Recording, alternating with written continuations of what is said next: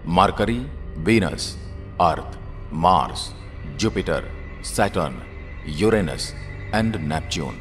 ये 8 प्लेनेट हैं जो हमारे सोलर सिस्टम में मौजूद हैं और अर्थ हमारा होम प्लेनेट है। इसके बारे में तो हम जानते हैं, लेकिन बाकी ग्रहों के बारे में कम ही जानते हैं।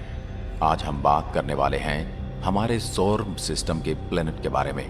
हम जानेंगे कि हमारे सोलर सिस्टम के बाकी प्लेनेट कैसे हैं, उनकी ज़मीन कैसे है, यहाँ का वातावरण और वायुमंडल कैसा है, वहाँ पर मिट्टी है, पत्थर है, धातु है या कुछ और है, और कैसा दिखाई देता है हमारा सूर्य उनकी धरातल से। और उनकी कुछ असली तस्वीरें भी हम आपको दिखाएंगे जो स्पेस एजेंसी द्वारा भेजे गए प्रोब से ली गई हैं। सबसे पहले हम बात करते हैं मरकरी यानी कि बुध ग्रह की। बुध ग्रह का अपना कोई एटमॉस्फेयर नहीं है। बुध ग्रह की जमीन समतल नहीं है। जब आप इसे देखते हैं तो आपको ये ऊबड़ खाबड़ नजर आएगी। यहाँ कई बड़े बड़े गड्ढे हैं। ये गड्ढे कोई आम गड्ढे नहीं हैं। ये कई कई किलोमीटर तक लंबे चौड़े और कई किलोमीटर तक गहरे होते हैं। इन गड्ढों के बनने की वजह वैज्ञानिकों के मुताबिक धूमकेतु और क्षुद्र ग्रह की बुध ग्रह की टक्कर को मानते हैं। वैज्ञानिकों का ये मानना है कि बुध ग्रह की सतह पृथ्वी के चांद की सतह से काफी मिलती जुलती है।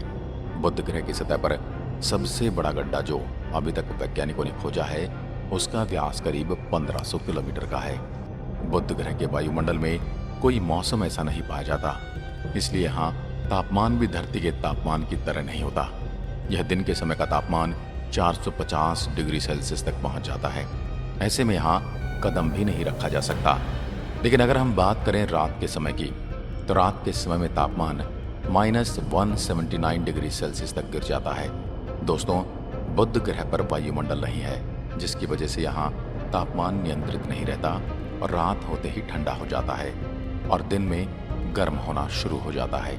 बुध ग्रह पर अभी तक 2 अंतरिक्ष यान भेजे जा चुके हैं। दोस्तों, बुध ग्रह सूर्य के सबसे नजदीक वाला ग्रह है, किंतु फिर भी बुध ग्रह हमारे सौरमंडल का सबसे गर्म ग्रह नहीं है। तो चलिए अब बात कर लेते हैं दूसरे ग्रह की, जो बुध के बाद सूर्य के सबसे निकट आता है, और यह है वीनस यानी शुक्र ग्रह। और यही वो ग्रह है जिसे सौरमंडल का सबसे गर्म प्लेनेट कहा जाता है। शुक्र ग्रह का वायुमंडल कई किलोमीटर मोटी सल्फ्यूरिक एसिड के बादलों की परतों से ढका है, और इन्हीं बादलों की वजह से शुक्र ग्रह की सतह भी आसानी से दिखाई देती है। यहाँ के एटमॉस्फेयर में 96% कार्बन डाइऑक्साइड मौजूद है, जो ग्रीन हाउस गैस इफेक्ट पैदा करती है, और इसी एटमॉस्फेयर की वजह से सूर्य की गर्मी वातावरण से बाहर नहीं जा पाती, और इसी वजह से यह सबसे गर्म प्लेनेट माना जाता है। और इसकी सतह का तापमान 464 डिग्री सेल्सियस तक पहुंच जाता है। शुक्र ग्रह पर कई ज्वालामुखी भी मौजूद हैं। यहाँ की सतह चट्टानों और ज्वालामुखी से निकले लावे से मिलकर बनी है। यहाँ की सतह का 60% हिस्सा ज्वालामुखी के लावे से बना हुआ है।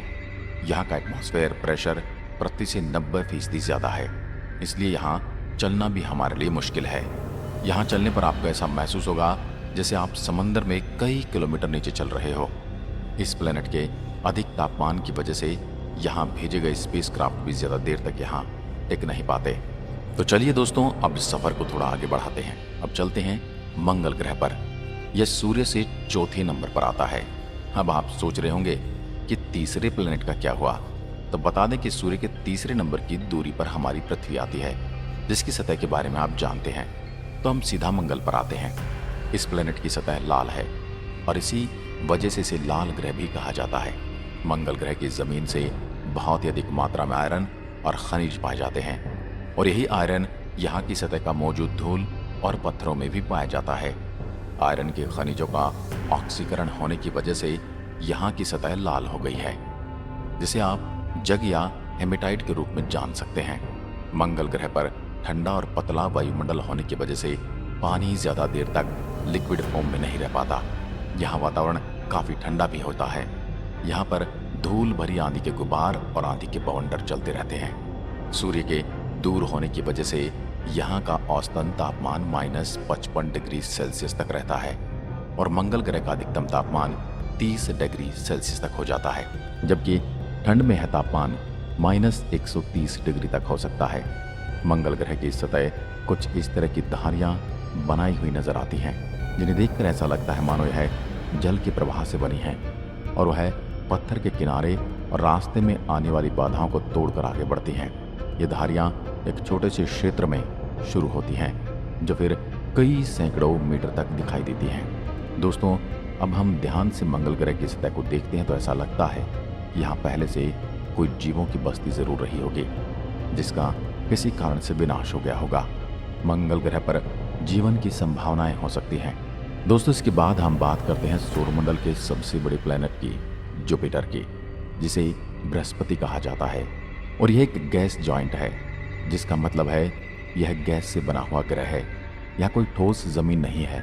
यह प्लैनेट गैस और तरल पदार्थों से बना है। यह 1/4 हीलियम द्रव्यमान के साथ मुख्य रूप से हाइड्रोजन से बना हुआ है।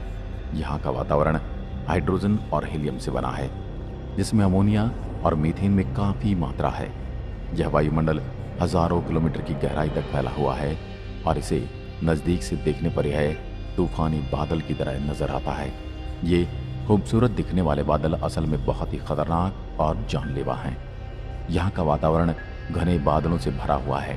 यह दिखने में घने धुएं की तरह दिखाई देता है जो बहुत ही अजीब नजर आता है। जुपिटर इतना बड़ा ग्रह है जिसमें 1300 पृथ्वी समा सकती हैं।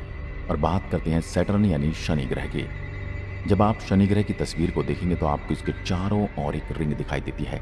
दरअसल यह रिंग जमी हुई बर्फ के छोटे छोटे पार्टिकल और चट्टानी टुकड़ों से मिलकर बनी है। और यह जमी हुई बर्फ सूर्य से आने वाली किरणों को काफ़ी हद तक रिफ्लेक्ट करती है और इसी कारण से यह चमकीले नजर आते हैं। यह प्लैनेट भी एक गैस जाइंट है जिसमें हाइड्रोजन और हीलियम गैस की मात्रा ज़्यादा है।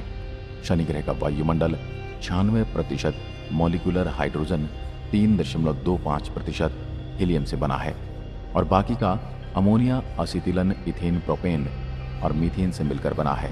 यह वायुमंडल बहुत ही तेज हवा पैदा करता है जिसकी रफ्तार 2000 किलोमीटर प्रति घंटा होती है।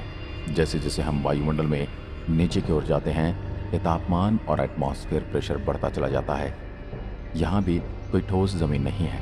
यह प्लेनेट पूरा का पूरा गैस से निर्मित है और हम इस ग्रह पर लैंड नहीं कर सकते। हम आपको बता दें कि शनि ग्रह पर अब तक 4 मिशन भेजे गए हैं, जिनमें सबसे पहले पायनियर 11 था, जिसके बाद वाइजर 1 और वाइजर 2 था और अंत में भेजा गया कैसिनी-huygens और इसी मिशन में हमने शनि को नज़दीक से देखा था। चलिए अब बात करते हैं अगले प्लेनेट की। अब बारी आती है यूरेनस की, यानी अरुण ग्रह, और यह भी एक गैस का गोला है। यूरेनस पर कोई भी ठोस सतह नहीं है और वाइजर 2 एक ही ऐसा मिशन है जो यूरेनस पर भेजा गया है। दोस्तों, यूरेनस और नेपच्यून की बात करें तो यह जुपिटर और सैटर्न के मुकाबले बर्फ की मात्रा अधिक है। बर्फ के अलावा यहाँ अमोनिया और मीथेन गैस की बर्फ भी मौजूद है और इसी वजह से इन्हें बर्फीले गैसीय ग्रह भी कहा जाता है। यूरेनस के एटमॉस्फेयर में 83% हाइड्रोजन, 15% हीलियम और 2% मीथेन गैस मौजूद है। यूरेनस का वायुमंडल बाकी सभी प्लैनेट से काफ़ी ज़्यादा ठंडा है। यहाँ का औसत तापमान -224 डिग्री सेल्सियस है। अब बारी आती है सौरमंडल के अंतिम ग्रह यानी नेपच्यून की। दोस्तों, इस प्लैनेट के आसपास भी रिंग है। अब तक इस प्लैनेट के 5 रिंग की खोज हो चुकी है, लेकिन नेपच्यून की रिंग सैटर्न की रिंग की तरह चमकीली नहीं है। ये रिंग धुंधली और काफ़ी पतली भी है। और दोस्तों, आपको बता दें कि वॉयेजर 2 एकमात्र मिशन है जो नेपच्यून पर भेजा गया है। यहाँ का वायुमंडल 72% हाइड्रोजन, 25% हीलियम और 1% मीथेन से मिलकर बना हुआ है। यह बर्फीले बादल, यहाँ का औसत तापमान -214 डिग्री सेल्सियस है। यह नीला ग्रह दिखने में काफ़ी सुंदर दिखाई देता है। दोस्तों, आज के वीडियो में बस इतना ही। अगर वीडियो पसंद आया हो तो लाइक कीजिए और ऐसी वीडियो देखने के लिए हमारे चैनल को अभी सब्सक्राइब जरूर करें। धन्यवाद।